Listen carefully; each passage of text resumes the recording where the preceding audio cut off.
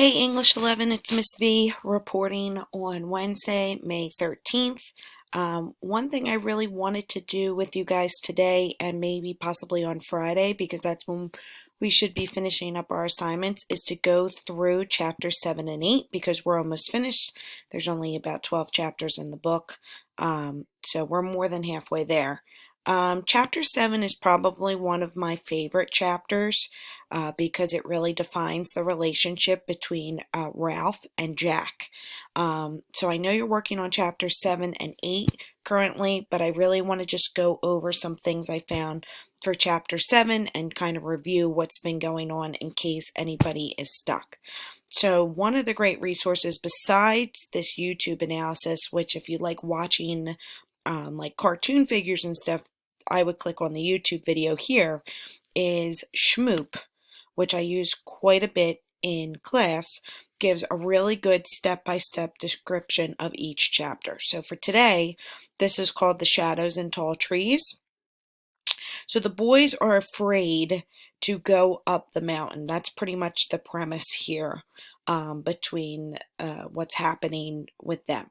Okay, going back to Raph as the leader.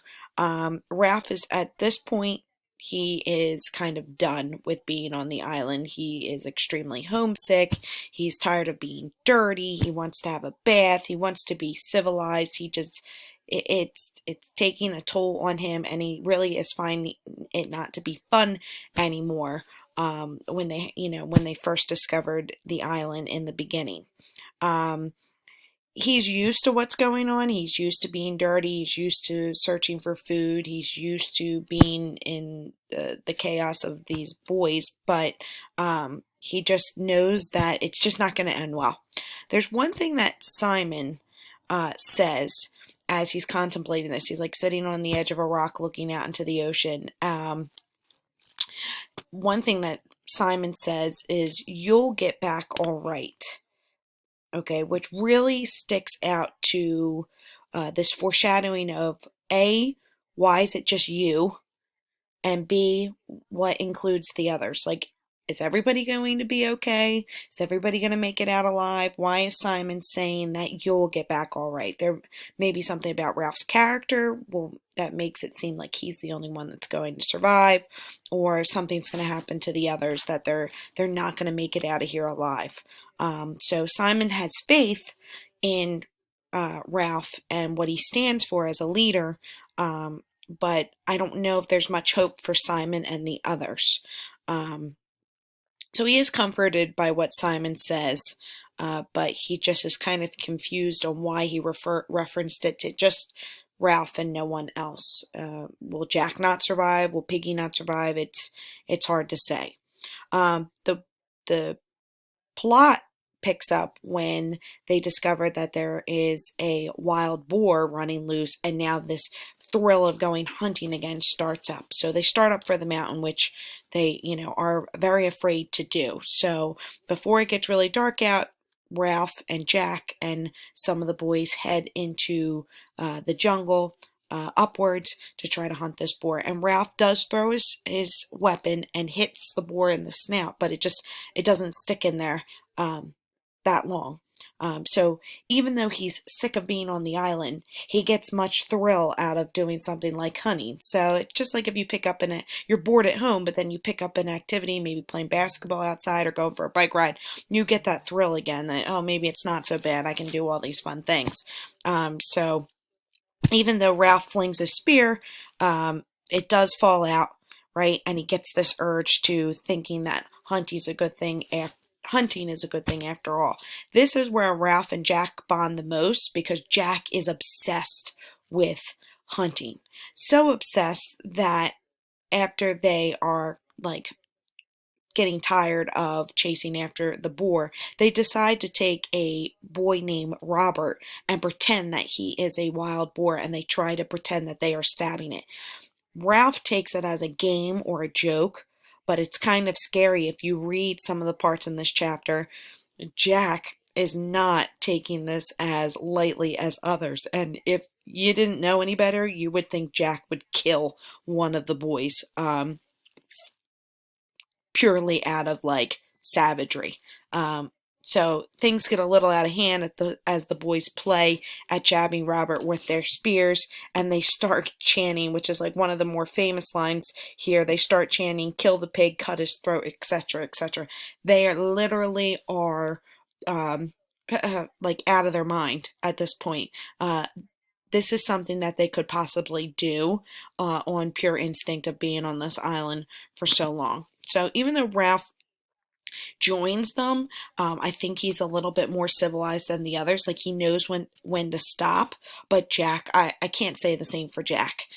He literally would make suggestions to do this to another kid, maybe the little ones that are on in the island. It's kind of scary what Jack is capable of doing. Okay, so the last thing is they want to go after the up the mountain to kind of risk facing the beast, um, to continue hunting and to go through the jungle and see what resources they can find. The last part of this, they see this shadowy figure like floating in the trees. And I don't know if you realize it, but it is one of the men who jumped out of the plane on the parachute.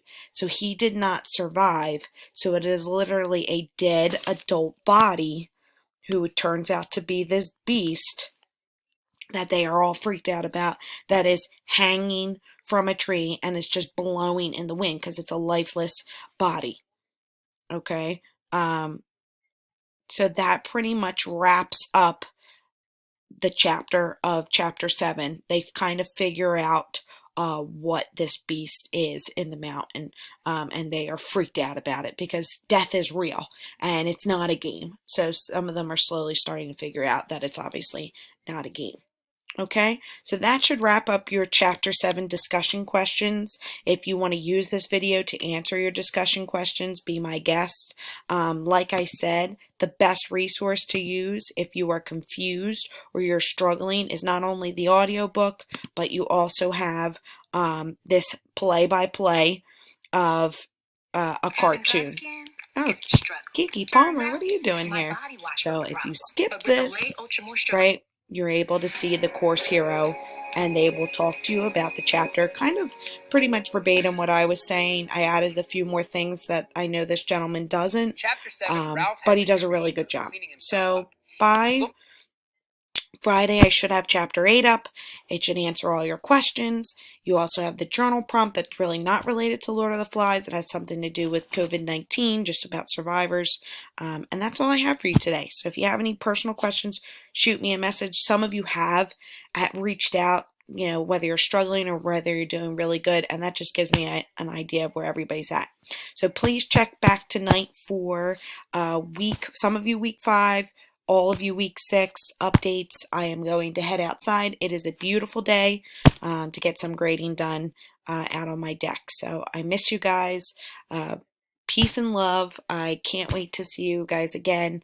I hope you're enjoying the story. I really do. This is a good one to kind of end the school year with. So if you want to make some comments on this post, be my guest. All right. So talk to you soon. Mwah. Bye.